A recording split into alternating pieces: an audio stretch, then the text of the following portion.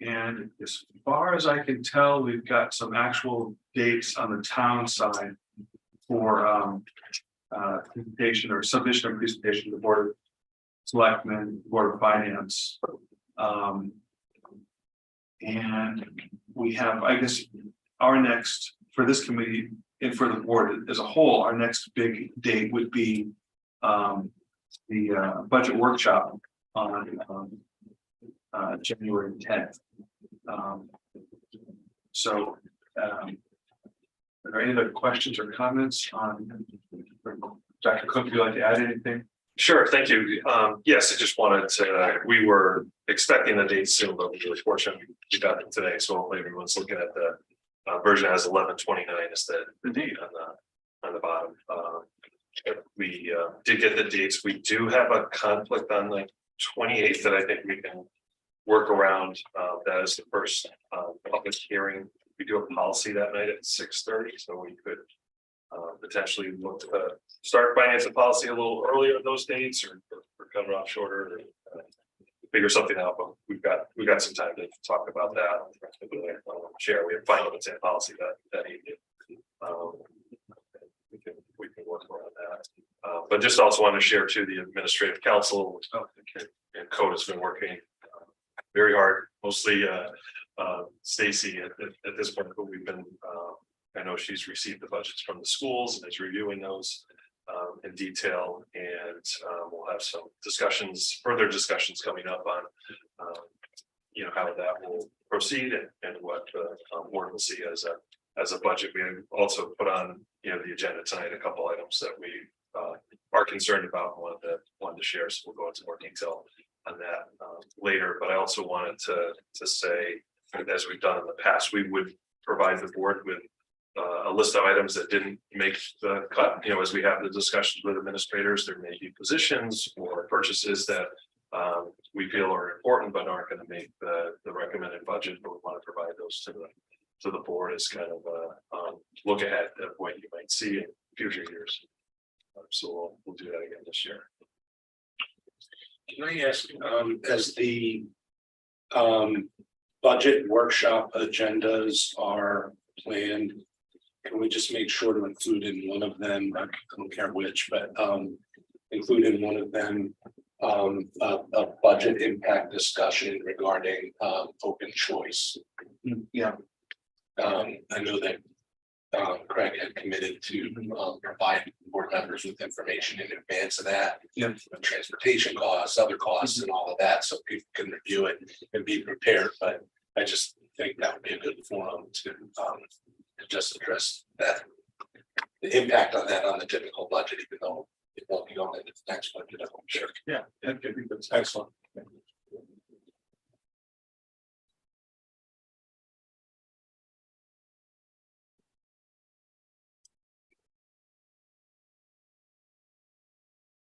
So again, one modification, I just saw this now.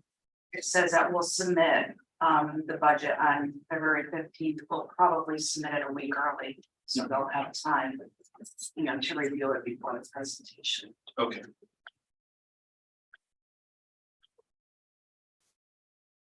Right, typically at least a week early, right? Yeah. Once we're done, there's no reason, once we pull it all together to hold it back. Thank you. And you have any questions or concerns? Okay. Shopping, I know. Next time. And then that's a pretty good lead into so what do you think are the biggest drivers and variables going into this year other than the administration's priorities? And on the agenda, we have projected increases of fuel, electricity, and health insurance. So paper towels, of course. We're looking at likely increases for those items.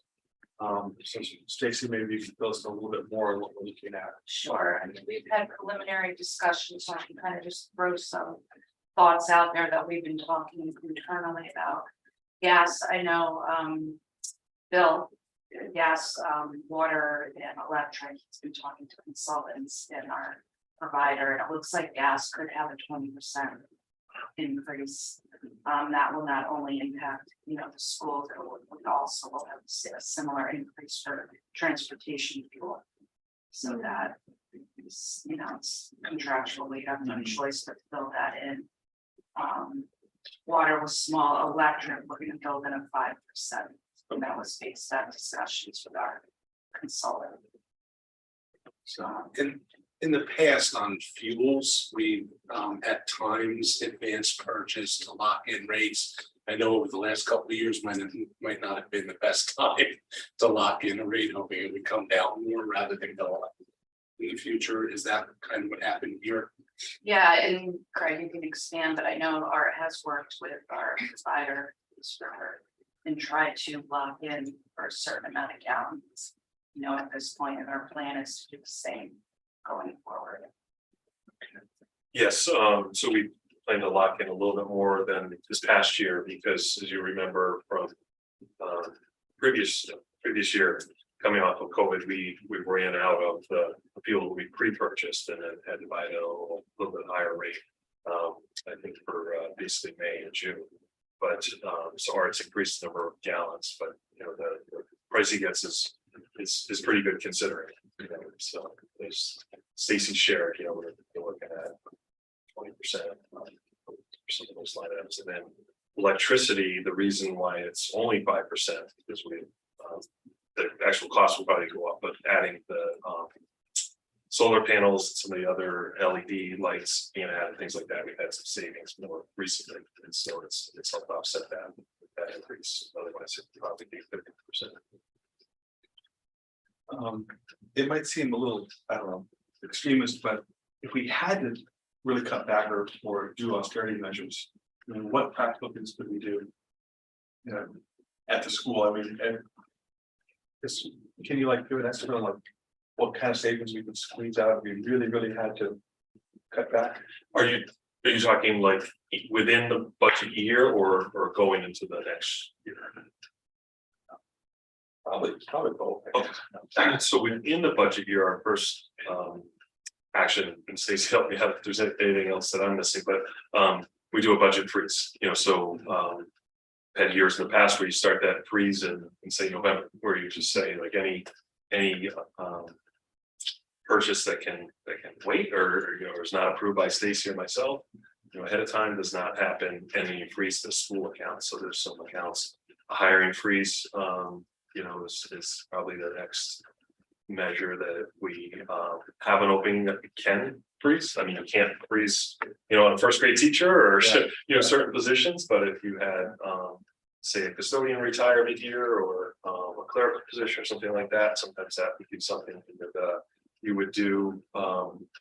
You make other reductions, you know, but you know, typically because we budget as we should, that every employee is going to show up every day and get, you know, paid their full salary, and so and we budget that so early that we know there's changes by that time. We just never know how much. Some years it's, you know, it might be $100,000, other years it might be significantly more than that. So in fact, like for this year, as I said, we did not have much turnover in the summers. We did not have much turnover unexpectedly.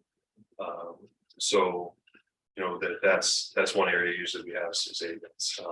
You know, I've shared with the board, we're running, you know, typically around 15 paras position that we have not filled. So that will result in some savings at the end of the year.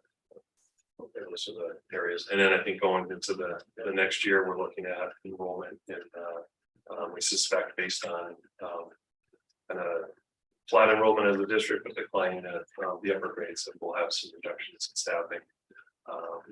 To share with the board, we had shared previously some reductions in the middle school that happened in going into this year. Also in the clerical areas, we've made some reductions, so we'll have some moves we've already taken that you know we'll share that will offset the increases. So yeah, you know, like any budget year, we have some accounts that are looking good, and then you know, I think that unique is some of these bigger increases. Health insurance was on the list too. That was one that we're seeing a bigger increase than we have in the last 5 years, 5 years. Yeah, it's been my impression we've been a combination of lucky and good. Regarding health insurance the last few We years. really have that. We knew this was Yeah. coming eventually. Yeah. They're looking at right now, we're estimating about 9%. Which we're still doing way better than the market, you know, I mean. Insurance is largely done around 40% or so. It's interesting on it went up after like the COVID surge. So I think what happened is we saw some savings in 2020 and early 2021. People weren't going to the doctor other than. Oh, because of the analysis. So you saw a lot of appointments put off, and so the self-insured, Now, account, you know, and and that- surgeries are going. Right, ahead. right. yeah, made up. And without asking the other way. Yeah. Medical things like directly related to COVID. Right, that's right, not the incident. In the aftermath. Right, yeah. But I guess the bottom line would be that we're paying for it, we've got some contingencies in place. And we'll just have to see what happens. We are not anticipating, you know, say, outrageous number and. Even some of our neighbors have had some big numbers recently that, we're not anticipating that, because of some of the moves we've made to offset some of the. Good fortune we have had, and other steps that, being self-insured is very helpful. And, declining enrollment is to assist, that. We'll talk about that at the regular board meeting. That may not be last too long. How are we doing with special education? So trending right now, I think we would see an increase in transportation related to fuel and cost of drivers. Certainly this year. And then, in terms of students, I would say we're pretty close to budget in terms of student tuition costs. So that's pretty good. It'll all depend too on what the state reimbursement is looking like. To how we end up being. I know transportation's been, very much for the start of the year. So would that fall under transportation or under special education? Special education. But it's trans, yeah. But it's the same thing, essentially. Yes, The same. gas, the cost of Right, it. And we do have a contractual increase in for transportation. right. With Durham, yeah. Oh, And it 2.5%. comes like every 2 years or 3 years. 3 years. And About, I'm not positive. I think it. We had a second or back. I believe we got a 5. We got a 5-year Oh, contract. 5 years? 5 years on Okay. transportation. I believe we got a 5-year. We were very happy with. the Yeah, service and, When was that done? About 2.5%. 2020, I think this is here too, right now. That we're Okay. I'll double check on that. I think that's right, yeah.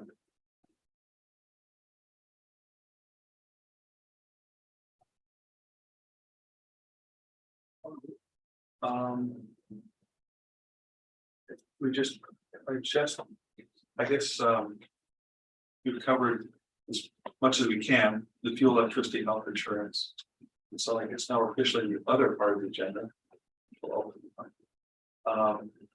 Any other open questions or? So we have some special funds set aside, or do we have like, contingencies for like a large unexpected cost of something? I don't we have, yeah, do we have something like that? Reserve, that's it. We're not, Only for special. Only for Only special ed, ed. we're not allowed state statute to carry over. Funds on the board of ed side. so if it falls under special education, can you use it towards special education transportation? We For could, external yeah. placements, that's what the regulations, say. So yes. Okay, it's a good question. Although I will say there's legislation, I think, proposed for this session to allow districts to carry over some percent, like 2%, I think, of their funds. On Yes, a decade. to ask the town to set up Mhm. a reserve fund. We just don't have it established other than a special ed. You're absolutely right. But we would have to just set up the fund and have, We'd have to vote on all 3 boards and set up the Exactly. fund and, yeah. but the legislation did change before. we can ask for the town to put the money in there, and then when we wanted to spend it, we would have to ask permission. We no longer have to do that. So that is huge. Once it's established, the money's in there, we can spend it. That's Good news for superintendent. Yeah, hopefully we never need to touch it. Right. Yeah, that's what's nice that we have that, account for special education. Yeah. So first thing we would look in with all the special ed accounts, so tuition is down and transportation's up, we obviously cover with it, but you would see those like that in transfers. So how much do we have in the special ed? You're gonna ask for that. Just trying to get in, and I gave you. I a can little bit of filibuster time. while you look it up. I don't know if I have connection with them there. I believe it's Probably probably 300,000, that's about what I was going to guess. How much? 300,000? I was gonna say around 300. It's about, I mean, we return about 300,000 to the town every year. Seems like. Yeah,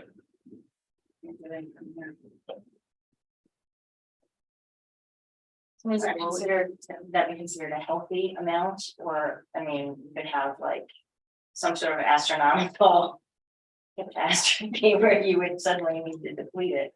So I don't know how you budget for that, you know, how much do you keep in a reserve fund for that? Because it's so, random. I think when I think of the 300,000, we could have, 2 students move in that are outplaced. And that would be the 300,000. 2 students. Yeah, you could have a student in an outplacement that costs up 150,000 or more. Yeah, the So transportation. that's not really a very chunky fund, is it? No, I would say it's, 2 it's students is really not. good to have it, but it's not, it's not the panacea. yeah. The goal for many years was the 250,000, so we're above where historically what the goal was.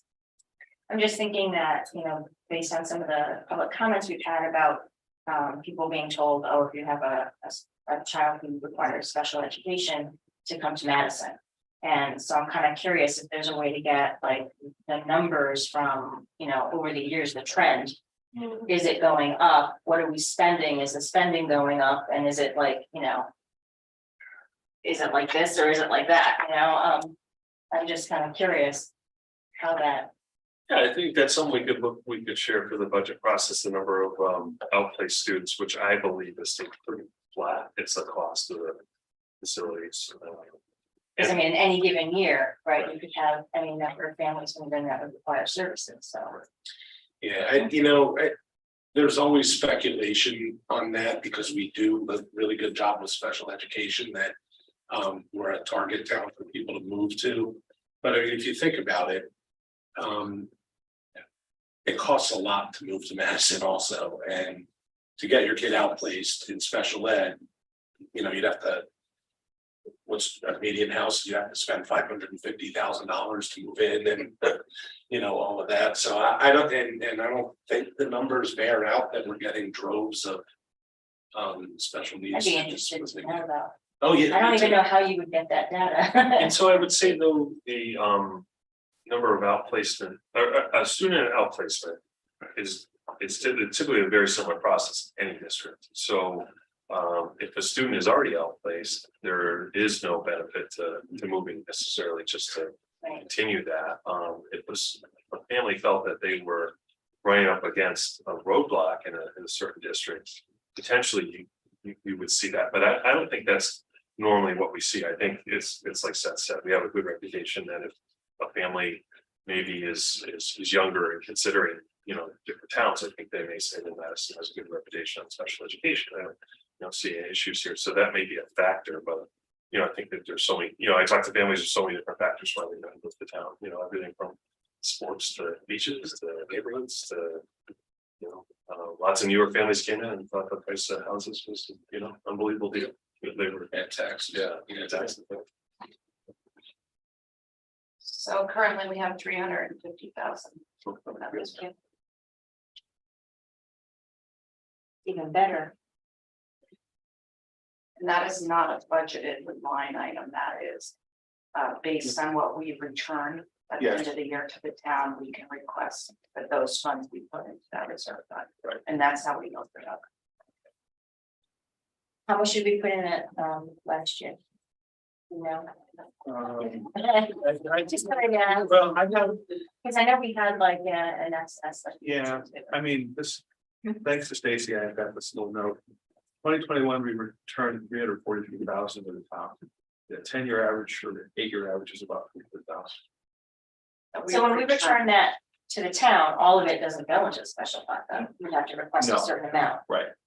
Do we get to request how much goes in, or does the town decide? We get to request. So why don't we request all of it to go in? So remember this year, this past year, we returned about 150 and immediately requested Yes. about 100. For the security. For this security. Right.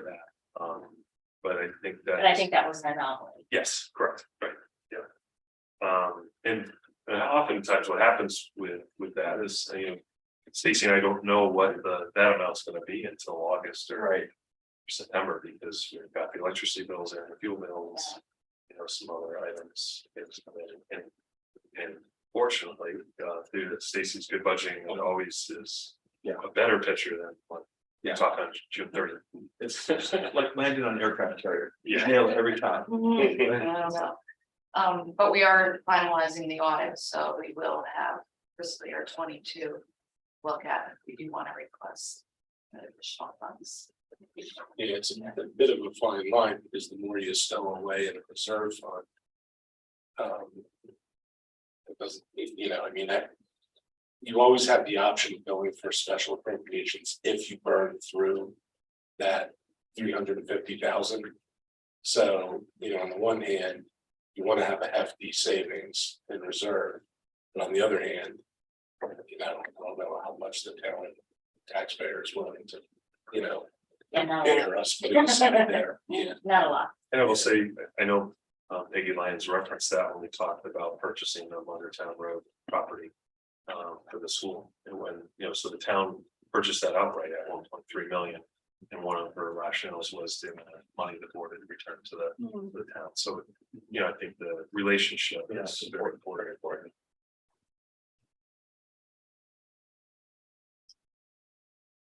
Well. So I'm gonna further open it up and just ask, we got a spot, Craig. What would you like to see out of the finance committee going into the workshop? I mean, so far we're kind of going over the guidelines, the budget calendar, you kept us surprised and costs and this is also for everybody here. Is there anything in particular that you'd like to see prepared or Well, it's helpful to hear some of your questions ahead of time, so Stacy and I have been writing them down, and so that's helpful to kind of tailor that, and anything you want to see in the presentation, or questions that you anticipate asking, if you could forward them. It typically is more time efficient if I put that as part of the presentation. So, but certainly there always will be questions from the floor, which we understand and welcome, but if there's anything that is a burning question or if you'd like to see us address in the presentation, that would be good to hear. Or if you assume it might take some research to get an answer. Yes. So that would be, Yeah. I mean, is there anything right now that the administration has said to you that is like some sort of big ticket item that they're requesting or needing that we might find shocking? He's not gonna show his card. I think the big things you'll see are more purchases or potential purchases versus staffing this year. One of the staffing pieces that I have shared with the facilities committee, I don't know that we shared it at this group was working hand in hand with the town to have some type of crossover plan with the building then. So we're looking at potentially having somebody start Assistant a year director. early. It probably would be more like a construction manager because of all the construction projects, and the town had a construction manager not that long ago. And then at the time that person left, I guess there wasn't a lot of construction projects or projects going on. They didn't fill the position.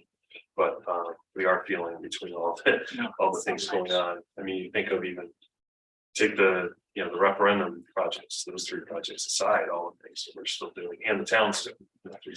So this would be a shared expense with the It town? would be a shared expense, yes. Which may sunset at some point. I think that could be But it something, could that- get us through that yeah, comfort projects and bills, right. yeah. Yeah. But there's some, there's some items that are, I think, things that we would like to purchase that have been deferred in the past. But the principals are sharing our needs, some are wants, but some are really needs of the building. One of our biggest concerns is, we stepped down again from the ESSER grant, about 111,000. And we're gonna be okay with that. We're not actually requesting anything related to that grant going down. But the following year, we have 2 social workers and 2 interventionists in that grant. So those are a concern for us, because they have been vital. Having a social worker in every building has been so important for our district. What we're dealing with, the interventions that have been very helpful. So I would anticipate that you'll see a strong push for that in the year. I have a question regarding the school psychologists and social workers in different buildings. So is there a way to find it out without, risking confidentiality breaches? Just the utilization of them, like how many, what their caseload is, how many students they're seeing. Just some sort of assessment on that, so we get some sort of feedback about what we're investing in and if it's helping, how many students it's helping. Yeah, there's some things, we'll always share as part of that numbers that don't always tell the whole story. There might be one student that, is high needs attention, high needs, and another student that might be a 15-minute check-in, every week or something like that. So the numbers aren't I always think the It same. would but be a good thing I to think know it'd be though, something. especially if you could break it down, like, what is, K-3 versus 4-5, 6-8, and the high school, the utilization is, so we could see. Do we need to have, X number of social workers at this building versus maybe we need more over here and not over here, and just So sort of get an idea. I know we have Liz set to come to the board, I believe, in March. Something like that. If we could, I could have her include that as part of her presentation, kind of like the staff. I love data. Yeah, you mentioned the work is different too, though, in the younger grades, like the social workers do a lot more outreach and education in the classrooms and mindfulness instruction, and it's probably Attendance. different, Yeah. across the grades too. Therapy session. Right, and I Yeah. think, could be also, but the Absolutely. work they're doing is different. Right, we could give like a high level, like, Yeah. one of the things that social workers are doing is they're the first point of contact with the families if there's any attendance concerns. So that's been helpful to make sure students are getting to school. And a more helpful breakdown that for utilization. Than number of students might be number of student hours. Well, yeah. And as a caseload.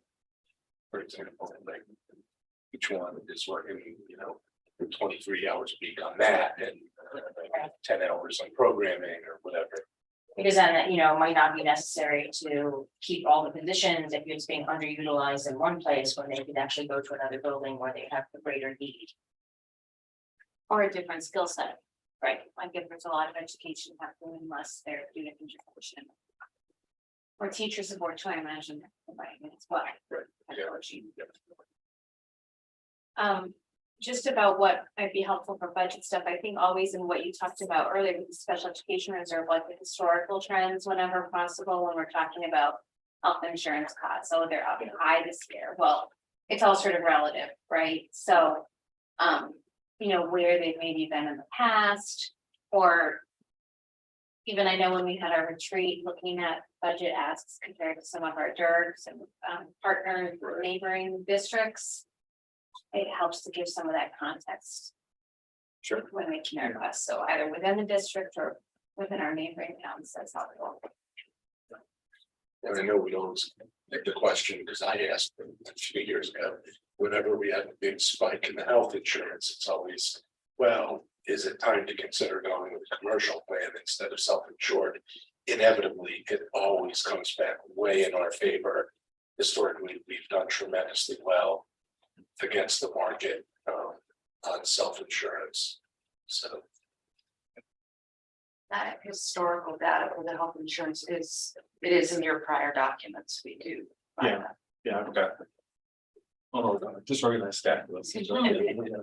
You found that really easy. That was, yeah. I like it. Yeah. He's like, no, not gonna be page two. Right. Well, I keep hoping, do we have any public comments? Oh, crushed it. Amazing. Well, with that, let's go ahead and adjourn at 6:04. Thank you. Thank you. Thank you.